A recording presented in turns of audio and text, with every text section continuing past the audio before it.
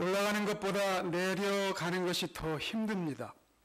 심지어 등산도요, 올라갈 때 힘들지만 내려갈 때 더 힘들고, 전문 등반인들도 내려오면서 사고를 많이 당한다고 해요. 그런데 여러분 알다시피 올라가지만 끝까지 잘 내려와야 그 등반이 성공한 것 아니겠습니까? 시골 촌구석에서 목동 노릇을 하던 다윗이 이스라엘의 왕이 되는 길은 험난한 길이었습니다. 얼마나 힘이 들었겠습니까? 사울 왕이 다윗을 죽이려고 했죠. 그래서 미친 척하고 도망다니면서 이스라엘의 적국으로 도망가서 도망자의 삶을 살았던 다윗입니다. 그 삶을 우리가 어떻게 이해할 수 있겠습니까? 외로움, 두려움, 고향을 떠난 그리움, 아버지라 부르던 사울에게 배반당한 버림받은 상실감, 자신을 따르던 부하들에게 죽음을 당할 뻔했던 배신감, 그 모든 것으로 인한 허탈감, 이루 말할 수가 없습니다. 그러나 이 모든 것들도 견딜만 했습니다. 왜냐하면 왕이 되기 위하여 올라가는 길이었기 때문입니다. 고난의 터널을 통과하면 거기에는 찬란하고 광명한 세상이 있을 것이다. 지금은 고생하지만 이 고생이 끝나면 낙이 있을 것이다. 이렇게 생각하고 올라갈 수 있었습니다. 그래서 드디어 왕이 됐습니다. 그런데 모든 이의 칭송을 받으며 모든 것을 누리며 살던 다윗 왕이 하루아침에 역적이 되어서 쫓겨갑니다. 내려가야 하는 것입니다. 이번에는 다른 누구도 아니고 자기의 친아들인 압살롬에 의해서 쫓겨 도망가며 내려가고 있습니다. 외로움, 두려움, 그리움, 상실감, 배신감, 허탈감, 모든 단어를 다 동원해도 표현할 수가 없어요. 예전에 왕이 되기 위해서 고생할 때는 왕이 된다는 목표라도 있었는데, 이제 아들 압살롬에게 쫓겨서 도망갈 때는 무슨 약속을 붙들고 쫓겨가는 겁니까? 무엇을 향하여 도망가는 겁니까? 터널을 지나면 광명한 세상이 있다고 생각하고 사울의 군대를 이기고 고난을 이겼는데, 이번에는 끝이 없는 터널인 것 같은 거예요. 아니, 무적행 속으로 계속해서 떨어지는 것 같은 상황입니다. 희망도 없고 약속도 없고 대안도 없고 힘드는 것이죠. 내려가는 게 더 힘들어요. 그래서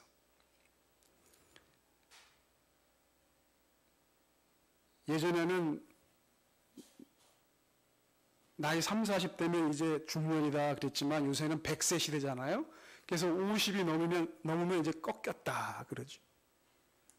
우리 최 목사님도 꺾이고 저도 꺾이고 다 꺾였습니다. 우리 남전도 회원들도 아마 꺾이셨을 거예요. 올라가는 길이 있지만 내려가는 길이 있습니다. 인생도 잘 내려가야 합니다. 여러분, 오르는 것도 힘들지만 내려가는 걸 잘 내려가야 인생의 등반을 성공했다, 이렇게 말씀할 수 있습니다.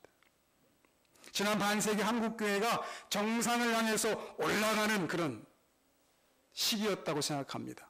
밤거리의 야경을 십자가의 네온 사인으로 환하게 밝히면서 정상에 올라갔다고 하면, 이제는 꼭대기에서 이제 좀 내려오는 듯한 모습을 보이는 거예요. 아니, 내려가고 있습니다. 이제는 내려와서 그늘지고 어둡고 희망이 없는 지하실 같은 낮은 곳을 향하여 십자가의 밝은 빛을 비추어야 할 사명이 우리 한국교회에도 있지 않느냐, 이렇게 생각을 해보는 것입니다. 오늘 다윗은 그의 추종자들과 함께 그저 조용히 숨소리도 내지 못하고, 울음은 눈물은 나오지만 울음소리도 내지 못하고 도망가는 거니까요. 정족 속에서 야반도주하듯이 도망가고 있었을 것입니다. 그런데 그때 그 정적을 깨고 소리가 들립니다. 시므이라고 하는 사울의 친족 중에 한 사람이 쫓아와서 다윗과 그의 추종자들, 특별히 다윗에게 저주를 퍼붓습니다. 그 저주의 내용이 그런데 심상치가 않습니다. 오늘 우리가 읽었던 우리 본문 7절과 8절을 한 번 더 같이 읽어보겠습니다. 다 함께 7절과 8절입니다. 시작. 시므이가 저주하는 가운데 이와 같이 말하니라. 피를 흘린 자여, 사악한 자여, 가거라 가거라. 사울의 족속의 모든 피를 여호와께서 내게로 돌리셨도다. 그를 이어서 내가 왕이 되었으나 여호와께서 나라를 내 아들 압살롬의 손에 넘기셨도다. 보라, 너는 피를 흘린 자이므로 화를 자초하였느니라 하는지라. 다윗에게 저주하는데요, 이 시므이의 저주가 여러분 어떻습니까? 말이 돼야 안 돼요? 말이 돼요. 전혀 허황된 말로 얘기했으면 그냥 개가 짖나 보다 하고 넘어갈 수 있는데, 오늘 이 시므이가 하는 이 저주의 내용을 가만히 보니까 다 사실입니다. 거짓말이 아닌 거예요. 여러분, 어떤 말이 상처가 됩니까?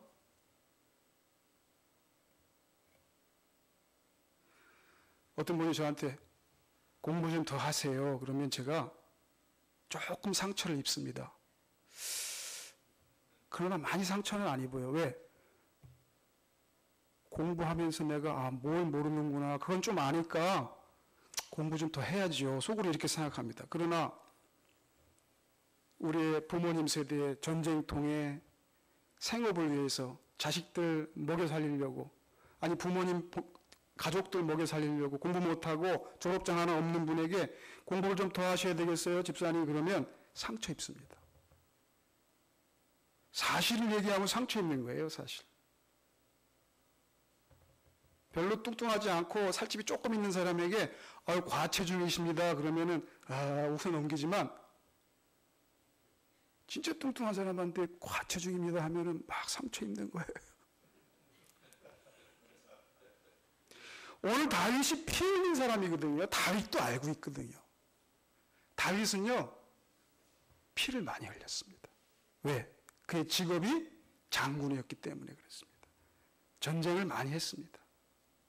그리고 얼마 전에는 자기의 충복 우리야를 또 이런저런 이유로 자기의 욕망 때문에 죽였습니다. 피를 흘렸습니다. 그런 다윗에게 오늘 시므이가 뭐라 그럽니까? 피를 흘린 자예요. 피를 흘린 자예요. 네가 그 피를 흘렸기 때문에 지금 하나님이 너를 쫓아내는 것이다. 그대로 받는 것이야 하면서 아주 그냥 속을 막 들여파는 거예요. 그냥.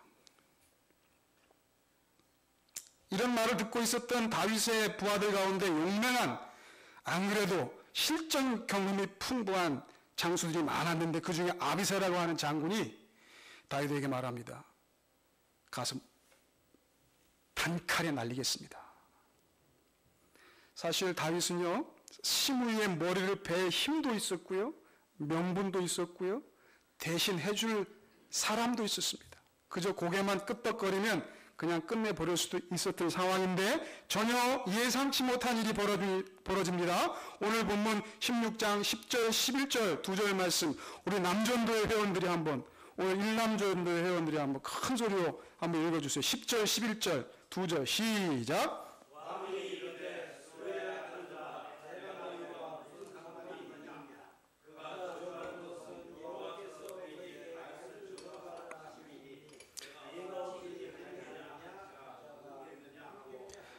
또 다윗이 아비새와 모든 신하들에게 이르되 내 몸에서 난 아들도 내 생명을 해하려 하거든.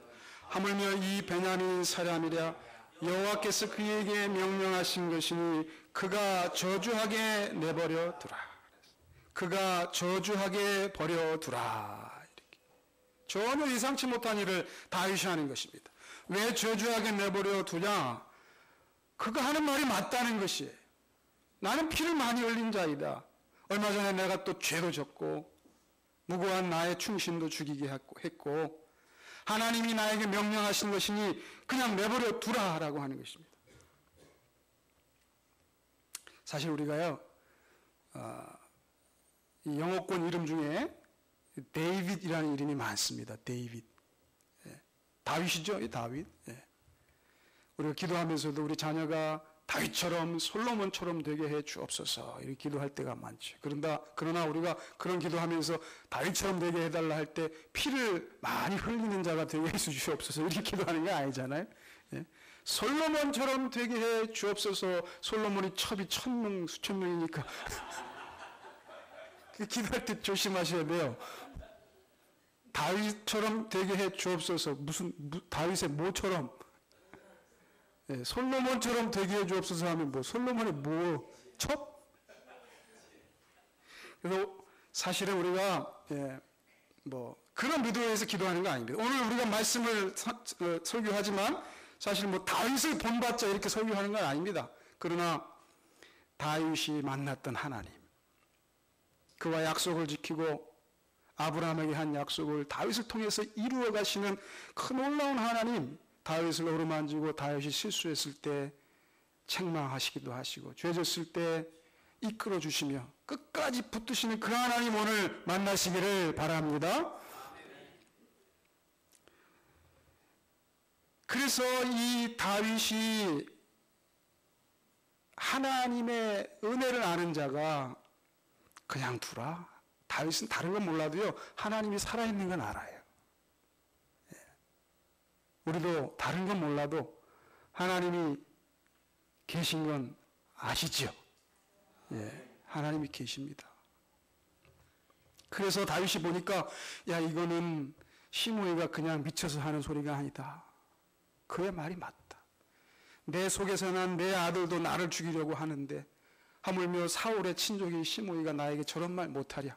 그리고 사실 내가 피도 많이 흘렸고 내 죄가 많다 하면서 12절에 이렇게 말합니다. 혹시 여호와께서 나의 원통함을 감찰하시리니 오늘 그 저주 때문에 여호와께서 선으로 내게 갚아 주시리라. 이렇게 말합니다. 이것은 하나님의 징계요 하나님의 경고이다. 내가 저 시므이의 저주를 그냥 듣겠다. 그러나 그 시므이가 하는 말 중에 맞는 말도 있지만 또 도를 지나치는 말도 있잖아요. 그것을 하나님이 들으시고 하나님이 감찰하시고 나를 불쌍히 여겨주시기를 바랍니다.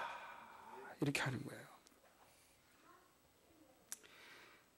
내가 시므이를 용서한 것 같이 하나님이 나를 용서해 주시고 내가 내 힘으로 시므이의 목을 벨 수 있지만 내 힘을 의지하지 아니하고 여호와 하나님을 바라보니 하나님이 나를 건져 주시기를 바랍니다.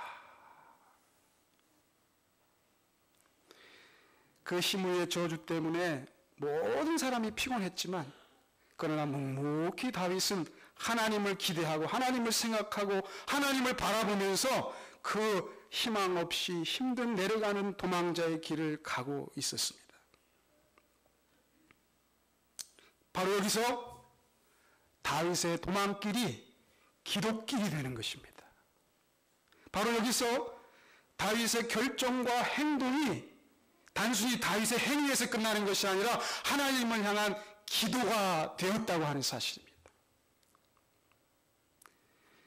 누가복음 6장에서 예수님이 이런 말씀하세요. 비판하지 말라 그리하면 너희가 비판을 받지 않을 것이요 정죄하지 말라 그리하면 너희가 정죄를 받지 않을 것이요 용서하라 그리하면 너희가 용서를 받을 것이라 주라 그리하면 너희에게 줄 것이니 곧 후히 되어 누르고 흔들어 넘치도록 하여 너희에게 안겨주리라.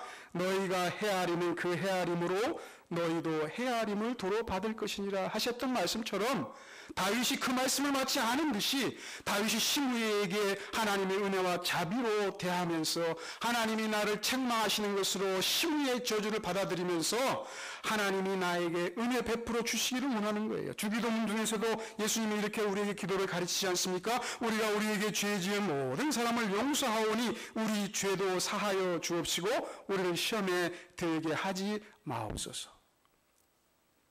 여러분, 기도는요 입으로도 하지만 행동으로도 하고 삶으로도 합니다. 우리 같이 합시다. 기도는 입으로도 하고 삶으로도 합니다.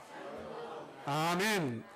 디도서 1장 16절에 이런 말씀이 있어요. 그들이 하나님을 시인하나 행위로는 부인하니 가증한 자요 복종하지 아니하는 자요 모든 선한 일을 버리는 자니라. 입으로는 하나님을 시인하는데 행위로는 어떻게 한다고요? 부인한다라는 것입니다. 복음이 전해지는 초창기에는 한국교회를 예외 없이요,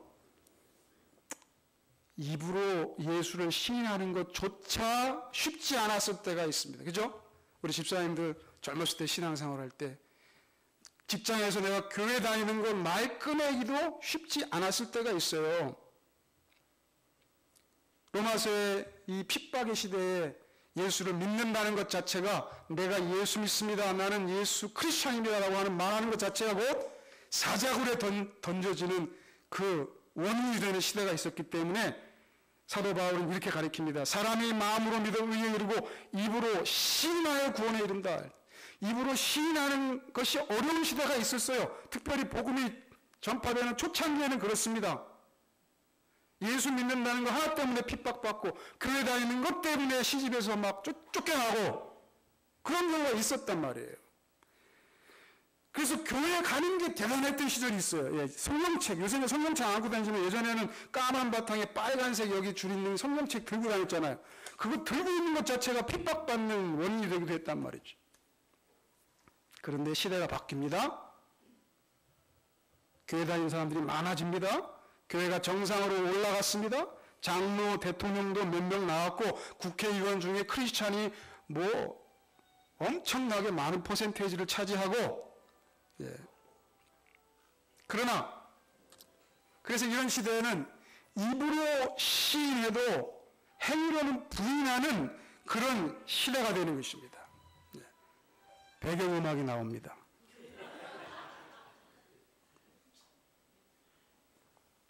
입으로는 시인하지만 행위로는 부인하기가 쉬운 시대가 저와 여러분이 살고 있는 이 시대입니다. 왜요? 기독교가 이미 정상에 한번 올라갔습니다. 정상에 올라갔습니다. 요즘에는요, 아주 세상에서 지혜로운 분들은요, 대학 들어가기 전에 애들을 다 세례를 받게 한대요. 교회 잘 안 나가도. 왜? 세례 교인이 어느 뭐 대학에서는 조금 더 유리한 위치를 차지해요. 기독교 대학이 많거든요. 우리 고신대학만 해도 세례 교인을 우대합니다. 의대 같은 데는 세례 교인 아니면 점수가 많이 떨어져서요, 막 그렇게 한단 말이에요. 입으로는 시인하는데 정말 그의 마음과 온 삶이 예수를 시인하느냐, 이게 다른 차원의 문제가 되어버린 시대에 저와 여러분이 살고 있습니다. 입으로는 기도하는데 우리의 삶으로 그 기도를 무너뜨리는 경우가 얼마나 많습니까? 행함이 없는 믿음이 죽은 믿음인 것처럼 우리의 삶이 없는 기도도요, 사실은 죽은 기도입니다. 1만 달란트 빚진 자와 100다나리온 빚진 자, 그 비유를 통해서 예수님이 하시는 말씀이 바로 그런 말씀 아니겠습니까? 도무지 탕감받을 수 없는 수조 원의 빚을 왕에게 탕감받았으면 나에게 빚진 그 한 돈 100만 원 빚진 사람 용서하고 살아야 그 기도가 진실된 기도가 되는 거지요. 그와 마찬가지로 하나님 앞에 기도하고 그 기도에 걸맞는 우리의 삶이 그 기도와 함께 하나님께 올려질 때 거기에 참된 하늘의 응답이 있는 것입니다. 주십시오, 주시옵소서, 믿습니다, 믿습니다 했는데 행동은 다 까먹는 행동을 하는 거예요.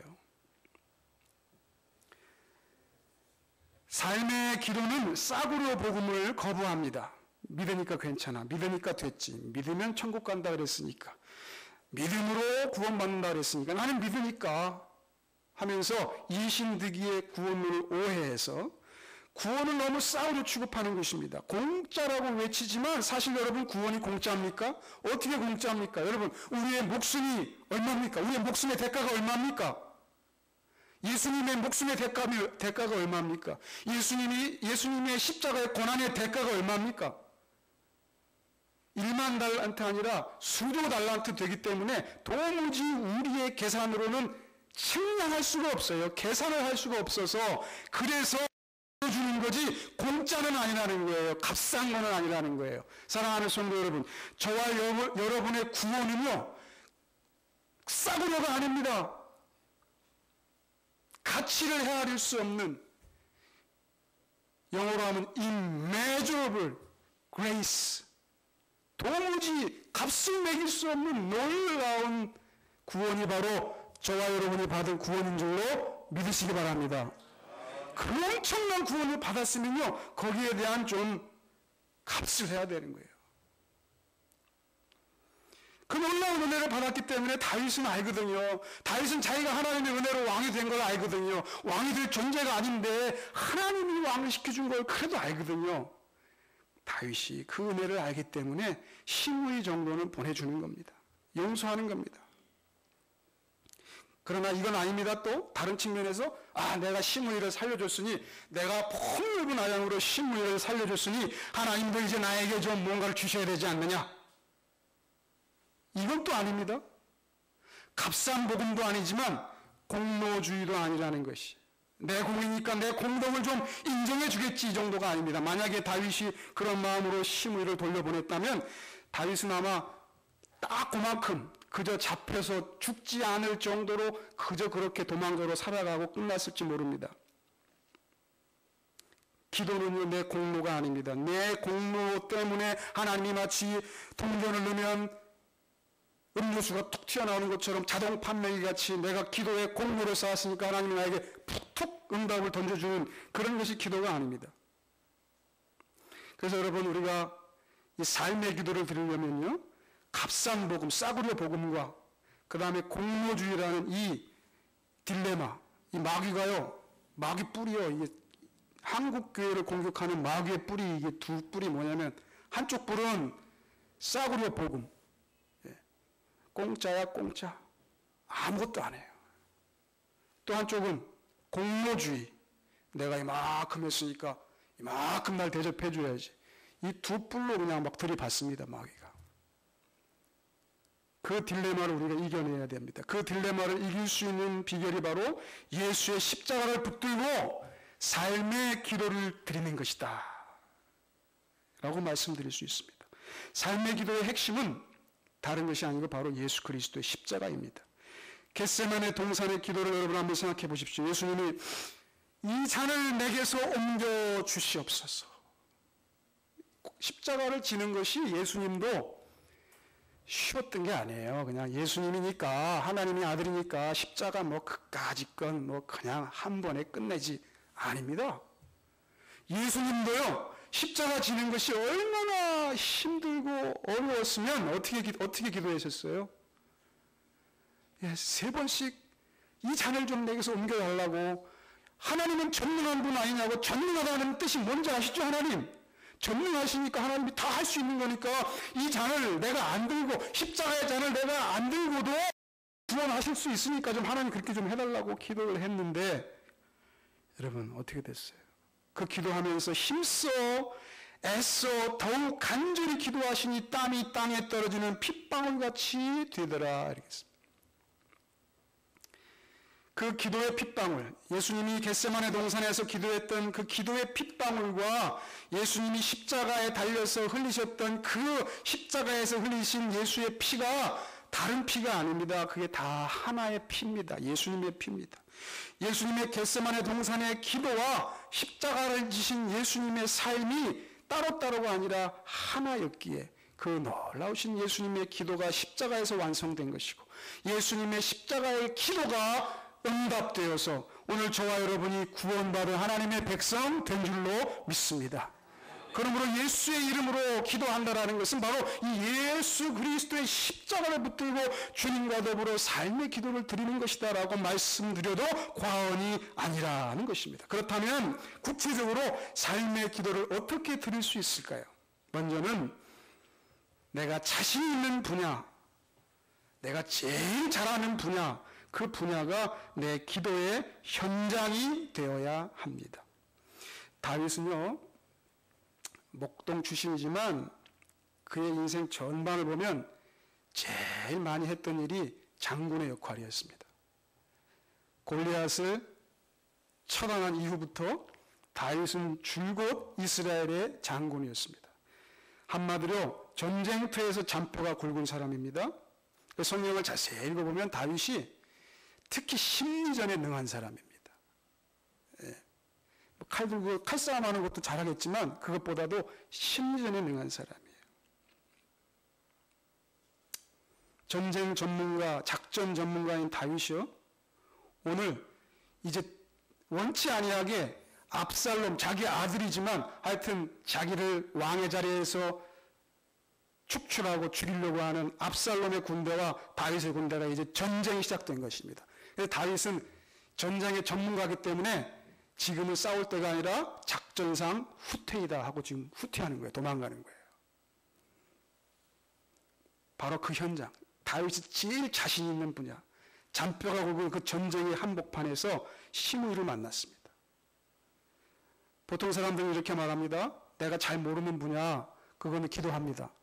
네. 잘 모르는 건 기도합니다.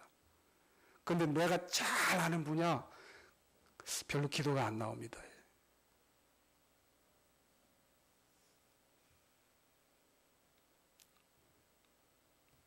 그런데 다윗이요, 자기의 전공 분야에서 지금 누구를 바라보고 있는 겁니까? 하나님을 바라보는 거예요.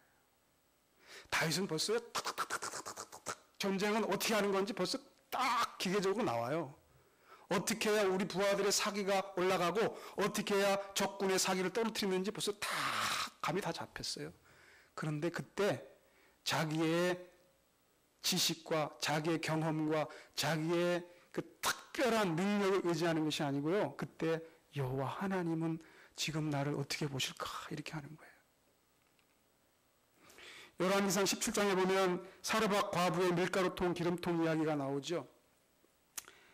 엘리야 선지자가 자 먼저 지금 이 가뭄이 들어서 다 죽을 지경이지만 나는 이제 마지막으로 요거 딱 구워서 빵 한 개 만들어 가지고 아들하고 먹고 죽을 겁니다. 이렇게 얘기하고 있는 사르밧 과부에게 먼저 나에게 떡 한 개를 만들어 가지고 오고 그 다음에 너희를 위해서 만들어라. 그러면 하나님이 통에 가루가 떨어지지 아니하고 병에 기름이 없어지지 않게 하리라 이렇게 했어요. 여러분 주부가 특기가 뭡니까? 주부의 특기는 뭡니까? 예, 식사, 밥하는 게 특기입니다. 예. 밥을 뭐 한두 번 해본 것도 아니고 여기 떡이라고 나왔는데 사실은 뭐 빵이죠. 지금 환경에 보면 빵 굽는 거 한두 번 해본 것도 아니고 밀가루 이만큼이면 빵 한 개 나오고 밀가루 이만큼이면 빵 두 개 나오고 알아요? 몰라요? 잘 알죠. 그래 딱 보니까 이건 밀가루 딱 한 개 나오게 생겼어요. 이거 딱 구우면 딱 한 개 나오고 엘리야 선지자 딱 주면 자기들 먹을 게 없는 거예요. 그러면 죽기 전에 한번 배라도 먹어보고 죽자 이런 의도에서 지금 빵 굴려고 했는데 이거 한 개, 딱 한 개 굽고 밖에 없는데 달라 그러는 거예요. 말이 안 되잖아요. 그런데 어떻게 했어요? 사르밧 과부가 밀가루로 반죽을 합니다. 반죽 좀 해보세요. 반죽을 합니다. 반죽하면서 뭐 했겠습니까, 여러분? 야, 어디서 철면피가 와가지고 마지막 남은 빵 이거 하나 달라 그러네. 아이고, 이거 죽고 그냥 죽자. 이런 생각도 이만큼 있었겠지만 그랬을 겁니다.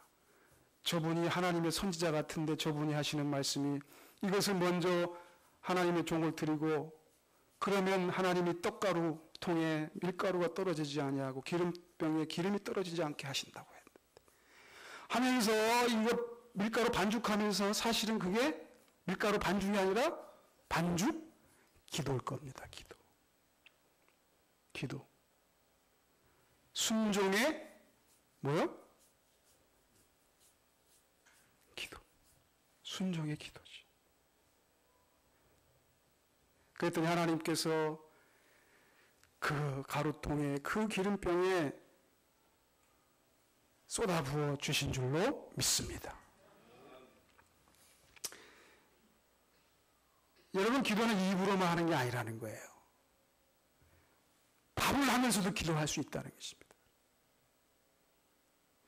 예전에요, 우리 그 한국교회 전통 중에 하나에 성미라는 그런 전통이 있었습니다. 여러분 기억나십니까? 성미? 그 성미가 원래 어떻게 나온 거냐면 우리 권사님들 잘 아시잖아요. 이렇게 밥할 때 쌀 이렇게 퍼가지고 쌀 씻기 전에 숟가락으로 한두 개 퍼가지고 옆에 이렇게 덜어놓는다고. 그래서 모아가지고 그걸 누구 줬냐면 먹었고 귀하던 시절에 교회 전도사님, 목사님 갖다 주셨다고요. 예. 왜냐하면 그 쌀 팔아갖고 교육자들 줄 수 있는 그런 형편도 힘들어서 그냥 교인들이 이렇게 하다가 하나 이렇게 해가지고 교회에서 제일 가난한 사람이 보통 전도사 목사니까 갖다 줬단 말이에요. 그래서 저도 보면 그 권사님들이 이렇게 쌀 풀면서 뭐 했겠어요? 아유, 우리 목사님 밥도 많이 먹지 하면서 이렇게 뽑겠어요? 예? 주여, 응? 주여, 하나님 우리 교회를 불쌍히 해주시고 우리 목사님 힘들지만 다 뭐 좋은 직업도 있겠지만 주의 길 가는 목사님 불쌍히 여겨 주시옵소서 하면서 이게 숟가락으로 쌀 몇 숟가락 푸는 게 이게 뭐예요? 기도였단 말이에요. 기도. 그렇다고 지금 여러분 우리 최 목사님 쌀 이렇게 숟가락 퍼다 갖다 드리라는 말이 아닙니다. 여러 쌀이 섞이면 밥맛이 없습니다. 현실에는 안 맞지만 그때는 그렇게 하는 가운데 삶의 기도가 좀 있었던 것 같아요. 지금은 다 우리 은혜교회는 청소 어때 누가 하시는지 모르겠어요. 예전에는 뭐 관리인이 어디 있어요. 그런 거 없었잖아요. 꽤 큰 교회도 관리인 같은 거 별로 없었어요. 그래가지고 다 예배드리기 전에 교인들이 청소합니다. 걸레질합니다. 제가 아는 권사님은 여기는 이렇게 다 세련되게 강대상도 세련되지만 옛날에는 둔탁한 나무로 된 거. 예? 걸레 갖고 와서 이렇게 다 강대상을 닦아요. 예? 권사님이 거기 닦은데 왜 또 닦아요? 그럼 제가 물어보면 그때는 제가 목사도 아니고 이게 지금 닦는데 또 닦는 게 아니라 기도하는 겁니다. 뭐라고 기도하는데요? 하나님 이 강대상에서 하나님의 말씀이 선포되게 하시고 우리 목사님 말씀 전할 때 목이 안 아프게 하시고 하나님 말씀이 선포될 때 교인들이 아멘하게 하여 주시옵소서. 청소하면서 기도하시더라. 기도. 그래서 아마 예전에 이 말씀의 파워가 더 있었던 거 아니냐. 제가 설교학 가리키는 사람으로서. 관리인을 교회가 좀 많이 부자가 돼 한국 교회가 부자가 되니까 관리인을 뒀어요. 관리인이 여기다가 가구용 왁스 칙 뿌려가지고 싹 닦아가지고 반짝반짝하게 해놓을 수 있지만 그것과 걸레로 닦는 거지만은 이거 닦으면서 이거 기도하는 거하고 이게 차이가 많이 나는 거죠. 사실 이런 것도 현실에는 맞지 않습니다. 그러나 여러분 그 정신은 우리가 필요하다는 것입니다. 무슨 정신이요? 삶의 기도를 드리는 정신. 교회에 봉사하면서도 그게 단순히 육체적인 노동이 아니라 기도였고 무엇인가를 구제하면서도 그것이 단순히 그냥 쌀 한 푸대 갖다 주는 것이 아니라 기도였다는 것입니다. 여러분. 사르밧 과부가 밀가루 반죽을 만들면서 기도하듯이 우리는 우리의 일터에서 가정에서 기도해야 합니다. 이런 말씀드리면 이렇게 목사님 그 교회에서는 그런 게 통하지만 사업장 가면 안 통합니다. 사업장 일터에서는요 비즈니스 하려면요 술과 여자와 뇌물이 있어야 영업이 됩니다. 여러분 만약 이런 논리면요 아마 다윗은 이렇게 결정했을 것입니다.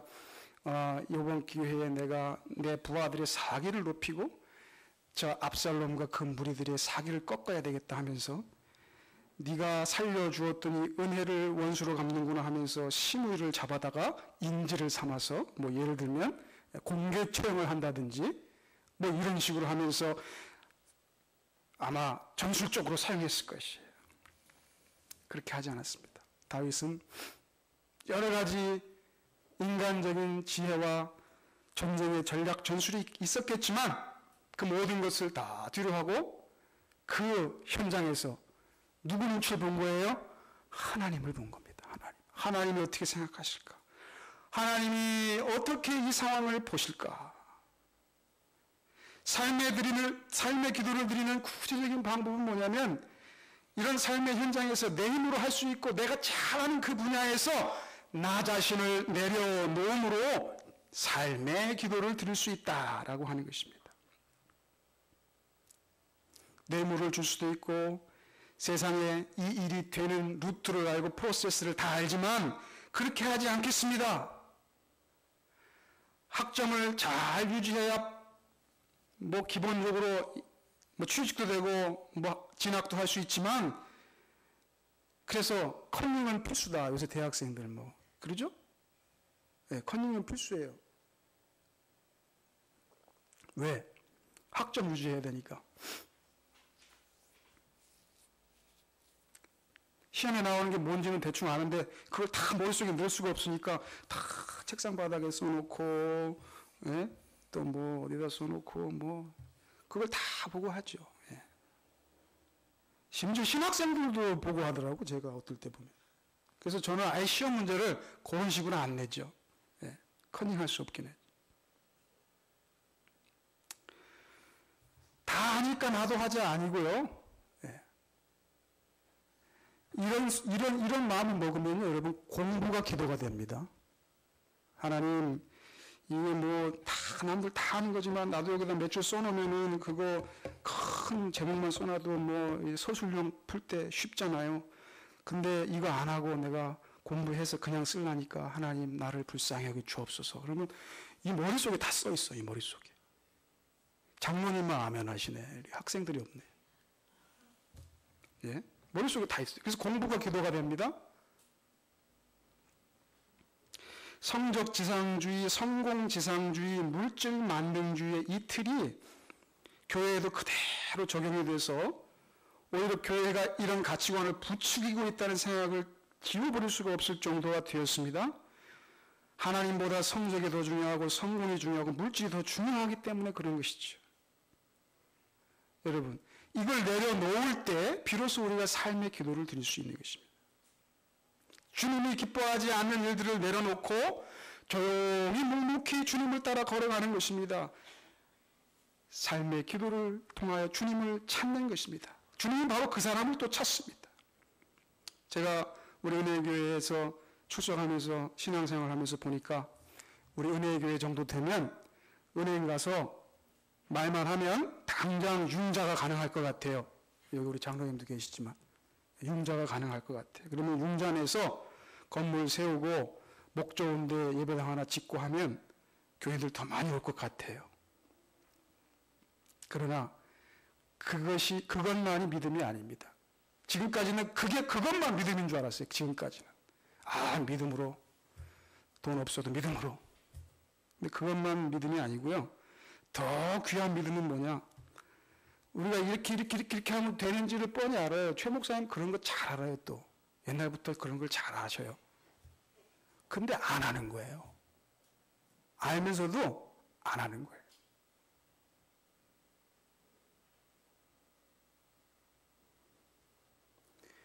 그렇게 하지 않고 교회의 본질에 더욱 충성하기 위하여 묵묵히 걸어가는 것, 이것이 바로 삶의 기도라는 것입니다. 사랑하는 성도 여러분, 때가 되면 빚 없이 돈으로 짓는 건물이 아니라 은혜의 교회니까 은혜로 예배당 지시기를 바랍니다.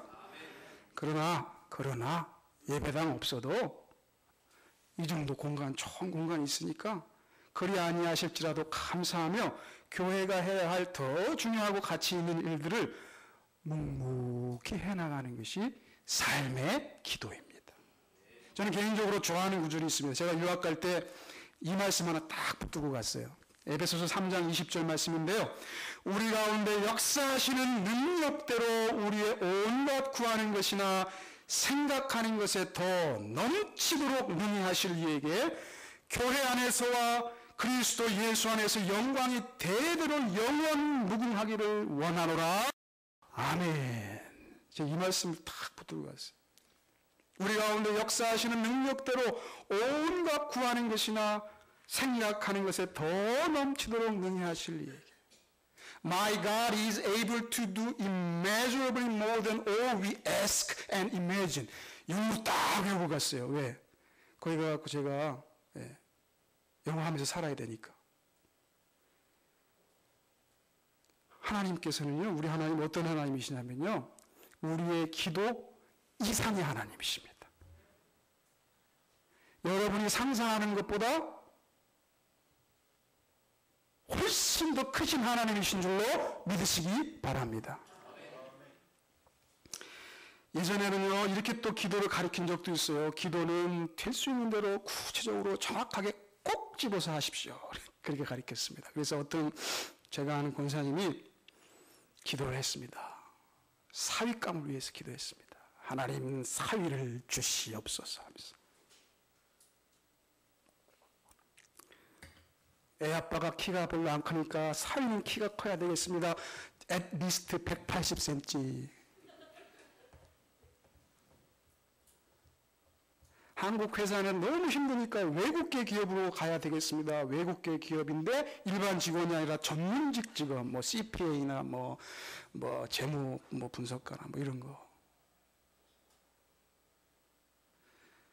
부모님 안 모셔도 되고 형제는 많지 않았으면 좋겠습니다.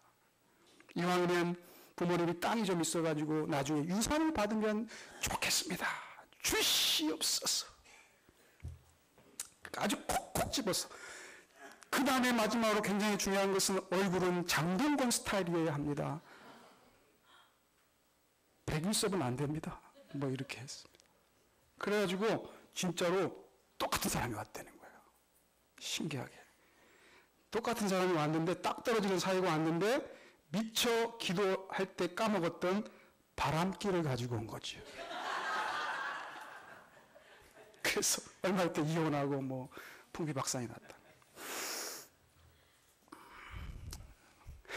모르겠습니다. 그것이 참된 기도인지는 모르겠지만 여러분, 우리의 기도는 그런 차원의 기도가 아니라 하나님 원하시는 사윗감 보내주시옵소서.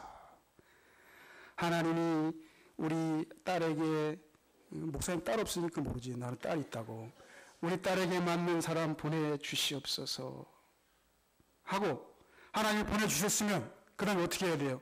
주님이 보내주신 사위인 줄로 믿습니다 하면서 주님의 사랑으로 사랑하며 사는 것, 삶의 기도가 중요한 것 아니겠습니까? 그러니까 사위 입장에서 생각해 보세요. 우리 장모님은 나를 다 무슨 로봇 물건 취급하니까 거기 버티기가 힘드니까 바람 피지. 안 그렇겠습니까?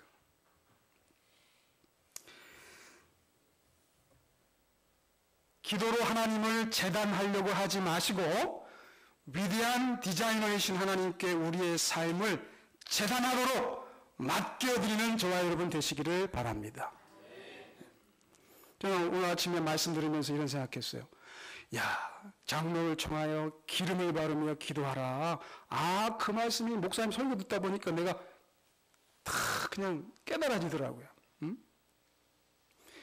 지금도 아프리카에 가면요, 흑인들이요, 머리 아프다 그러면요, 머리에다 기름을 발라요. 애들이 감기 나와가지고 여기 천식 나오잖아요. 그러면 여기 가슴에 기름을 발라요. 근데 그게 나아요.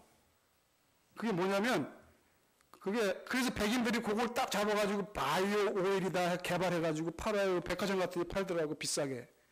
만병통치약 비슷합니다. 피부병 뭐 이런 데 바르면 다 나아요. 예전에 이스라엘에서도요, 지금처럼 뭐 의학이 약이 풍부해요. 그냥 감람류 바르는 게 일종의 민간 치료법이었던 거예요. 네? 민간 치료법. 그러니까 치료. 기본적으로 할 수 있는 치료를 하면서, 그 다음에 뭐하라? 기도하라. 그러니까 단순히 약을 먹는 게, 약은 약대로 먹고 기도는 기도대로 하는 게 아니에요.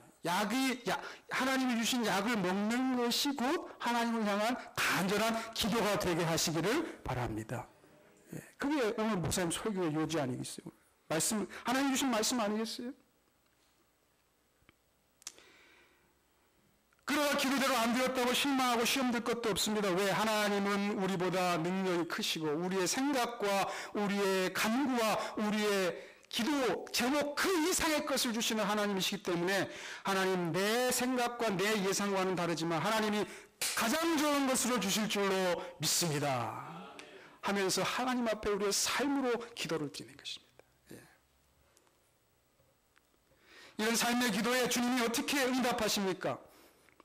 오늘 우리가 읽지는 않았지만 사무엘하 16장 15절에 압살롬과 모든 이스라엘 백성들이 이렇게 나올 때 그 앞에 사실은요, 원문에 보면 영어로 하면 then 또는 meanwhile, 그래서 지금 다윗이 심리의 저주를 받아들이고 그를 용서하면서 하나님의 긍휼을 보며 하나님 앞에 삶의 기도를 드리는 그 순간, 또 한편으로는 하나님께서 예루살렘 궁전에서 무슨 일을 만드시는데, 그 일이 무엇이냐? 압살롬이 이제 드디어 궁전에 탁 들어왔어요. 예? 다윗이 도망가고 비어있는 궁전에 들어와서 왕이라고 선포를 하고 거기에 왕자리에 딱 앉아가지고 전쟁을 시작하려고 하는데, 모략가를, 아히도벨이라고 하는 모략가가 그 당시 최고의 전술가입니다. 그의 전술 능력은 거의 신적 수준이다. 성경에도 그래. 하나님에게 물어본 것과 동등되다. 만약에 아히도벨의 전략을 압살롬이 딱 채택해서 급습해서 공격했으면 다윗이 죽을 수도 있었는데, 하나님이요, 이 다윗의 삶의 기도를 딱 들으시는 그 순간 궁전에서 역사하시는데, 아히도벨의 모략을 패하시는 작업을 시작하시는데, 그 작업의 일환이 뭐냐면, 아히도벨보다 훨씬 좀 계략이 떨어지는 후세라는 전략가를 압살롬이 받아들이게 하고, 압살롬이 아히도벨의 작전을 물리치고 그 엉터리 같은 후세의 작전을 선택하게 함으로 그 전쟁을 끝내버리게 하시는 거예요. 아히도벨은 얼마나 머리가 좋냐면, 자신의 전술이 채택되지 아니한 그 순간 압살롬은 다윗에게 진 줄로 알고 집에 가서 짐을 다 정리하고 죽었어요. 그러니까 무슨 말씀이에요, 이것은? 다윗이 하나님을 바라보며 그 내려가는 순간, 힘들고 어려운 순간이지만, 희망이 없는 순간이지만, 그럼에도 불구하고 눈을 들어 여호와 하나님을 바라보며 혹시 여호와께서 나에게 긍휼을 베푸시리라, 하나님을 향한 가능성을 열어놓고 하나님을 기대하며 삶의 기도를 드릴 때 하나님께서는 즉각적으로 응답하셔서 그 전쟁에서 다윗에게 승리를 주신 줄로 믿습니다. 심리의 저주를 바로 선으로 돌려버리시는 하나님, 우리 하나님 이런 분이십니다. 우리 사랑하는 우리 성도 여러분, 남주인대 여러분, 우리에게 삶의 기도가 필요합니다. 일남주인대 여러분, 여러분은 이미 정상에 한 번 다 올라가셨었잖아요. 그런 것들 때문에 미련 갖지 않아도 되시잖아요. 이제는 우리의 남은 생애가 정말로 하나님이 나에게 원하시는 것이 무엇인지를 구하며 우리의 삶으로 하나님께 기도하는 그런 복된 삶이 되시기를 바랍니다. 여러분의 시부인은 누굽니까? 여러분이 내려놓아야 할 것은 무엇입니까? 오늘 이 시간도 삶의 기도가 시작되는 그 순간 하나님이 역사하시고 일하십니다.